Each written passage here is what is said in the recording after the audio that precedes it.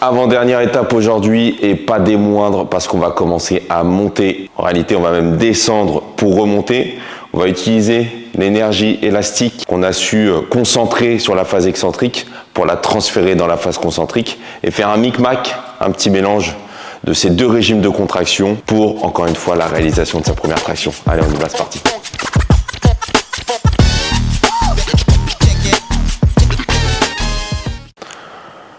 On l'a vu la semaine passée, la phase excentrique est essentielle dans l'accumulation d'énergie.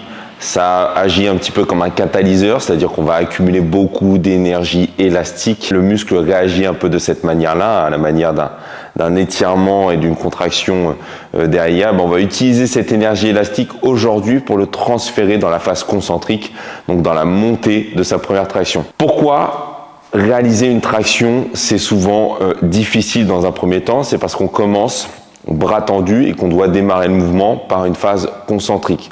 On n'a pas cette énergie justement qui est accumulée par la phase excentrique, par cet pré-étirement qui va nous donner en quelque sorte un peu d'élan, un peu de surplus d'énergie, de force, et ça on ne l'a pas sur la traction. On a la même chose un petit peu sur, même beaucoup sur des mouvements comme le soulevé de terre où on va commencer directement en bas et on va devoir monter la charge directement sans cette pré-phase excentrique. On a la même chose sur du développé militaire où on a la barre ici sur les clavicules et on pousse directement pour monter la barre. C'est pour ça que sur ce genre de mouvement, généralement la deuxième répétition est souvent plus simple que la première parce qu'on bénéficie de cette énergie élastique. Pour les tractions, c'est exactement pareil. On commence, on est en bas, on est bras tendus et pour commencer à réaliser cette première répétition, on peut pas céder de cette phase d'élan, de cette phase élastique que l'on aura accumulée avec la phase excentrique. Donc pour ça, on va passer par cette méthode que je vais vous présenter aujourd'hui, c'est l'excentrique concentrique. Moi, ce que je fais faire à mes élèves, c'est que je leur demande, quand ils sont à peu près à cette phase-là, de commencer en haut, donc de commencer avec une petite phase isométrique en haut, de les faire descendre jusqu'à un certain point. Donc, généralement, c'est les premiers quarts de la descente, donc descendre jusqu'à ce certain point et remonter en phase concentrique. Dans 90-95% des cas, ça fonctionne très bien parce que c'est une phase, une amplitude de mouvement dans laquelle généralement les gens ont pas mal de force et ont plus de force que dans l'amplitude basse. D'accord ? Accumuler à ce travail, ajouter à ce travail, on va rajouter la phase excentrique, le travail excentrique qu'on avait vu la semaine passée dans la précédente vidéo. On va faire par exemple, moi ce que je demande souvent, c'est de commencer en haut, descendre d'un quart, de moitié, même pour certains, pour ceux qui sont à l'aise, et faire ça sur 1-2 répétitions si on en a la capacité sans se cramer, et poursuivre avec une 3e ou une 4e répétition, par exemple, où on va faire que retenir la descente jusqu'en bas, bras tendus, avec beaucoup de contrôle.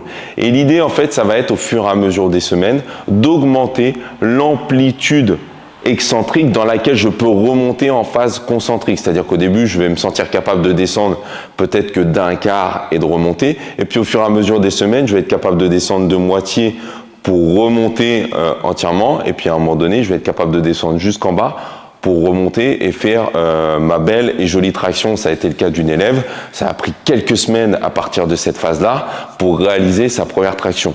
Associé à ça, du travail de renforcement spécifique, essentiel pour gagner en force dans cette phase concentrique. Alors pour cette phase de renforcement spécifique, qu'est-ce que je fais faire souvent en association avec ce travail excentrique concentrique? Et bien tout simplement, je vais me délester d'une boxe. On pourrait encore une fois se délester d'un élastique. Je n'aime pas trop, vous savez, les élastiques, ça change un peu la courbe de résistance. Ça aide beaucoup quand on est en bas, très peu quand on est en haut. Et en fait, c'est dans cette position basse où on a besoin de gagner de la force et on est beaucoup aidé, donc j'aime pas trop. Moi, ce que j'aime bien faire, c'est utiliser une boxe, mettre mes pieds sur la boxe, respecter toutes les étapes, tous les alignements comme si j'avais les pieds en l'air. Donc, bon engagement au niveau du tronc. Le bon grip, le bon positionnement de la main, le bon engagement sur la barre, la bonne prise de tension sur la barre et m'aider d'autant que j'ai besoin pour monter en concentrique. C'est un bon moyen d'accumuler de la tension, de gagner un peu de masse musculaire au niveau du dos, de comprendre aussi et de se retrouver aussi psychologiquement. C'est intéressant de se retrouver avec cette mécanique où je vais monter. C'est toujours plaisant de se sentir grimper, et au fur et à mesure, en complément de cette phase excentrique, concentrique, rajouter un peu de tension, du renforcement spécifique, et rajouter un travail de montée. Cette phase-là, excentrique, concentrique, associée au travail de délestage avec ses pieds sur la boxe ou sur un support, elle est vraiment extrêmement intéressante, et c'est souvent la dernière phase qui nous permet ensuite de réaliser sa première traction.